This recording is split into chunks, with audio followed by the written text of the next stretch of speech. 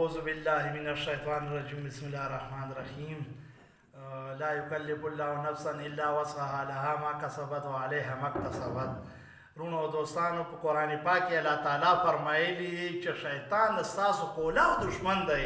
شیطان په هر حالت کې به دشمنی سره کا او تاسو به کوم دی جهنم ته به مرسئ چې موږ او تاسو ګوره شیطان خبره ونه منو. شیطان زموږ دشمن دی. یو ورځ شیطان راغی کس خر تړلی او کور پورغه پورې دیواله پورې نو خر یې پرانه ته چې پرانه پټي باندې ورغه شو پټه یې ټول ولاغه که شاړ پاړ که او ورته یې تر وخوړه. زمیندار ښځه راووته تبر باندې خر وویل خر مړ شو. بیا هغه راووت خره مالک راووت زمیندار ښځه یې په تبر وویل هغه مړه شوه.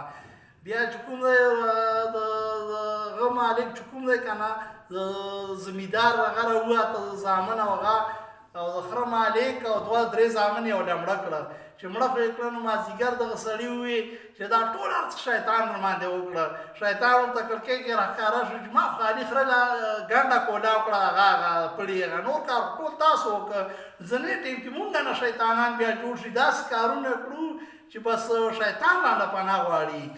بیا چې کوم دی شیطان یو بزرګ سړی و او جمعې مانځله ته جامې هم بدلې کړې ویم لمبله او ډېر ښایسته په طریقه باندې بلیار کې وښید اوبو ته ولوېده. بیا کور ته راغی جامې یې بدلې کړې چې بیا لاړ بل ځای کې باران شوی ولوېده جامې یې ناولې شوې او هغه ګنده شو. بیا کور ته راغی چې درېیم ځل یې جامې واغوستې نو بلیار کې یو سړی ورته وویل دا څنډه باندې راځه چې ونه لوږې.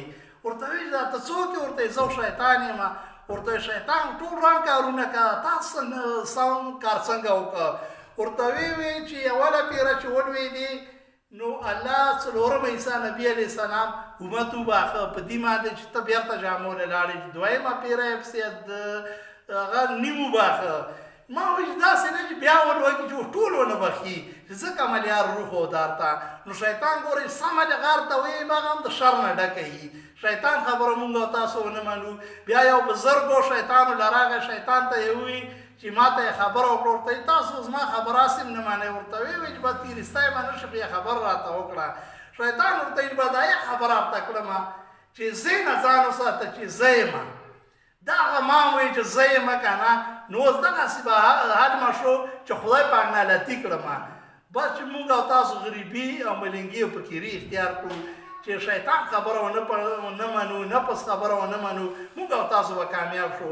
ګوره شیطان او نفس چې کوم دی دا مونږ نه ارام غواړي چې ته رشوت واخله ته پاکستان خزانه لوټ کړه ته پردی پټی را لاندې کړه پردی ځمکه را لاندې کړه شراب وچښه جواري وکړه زنا وکړه غلا وکړه غلطو کارو ته دا کارو انجام بیا هغه جانم وي.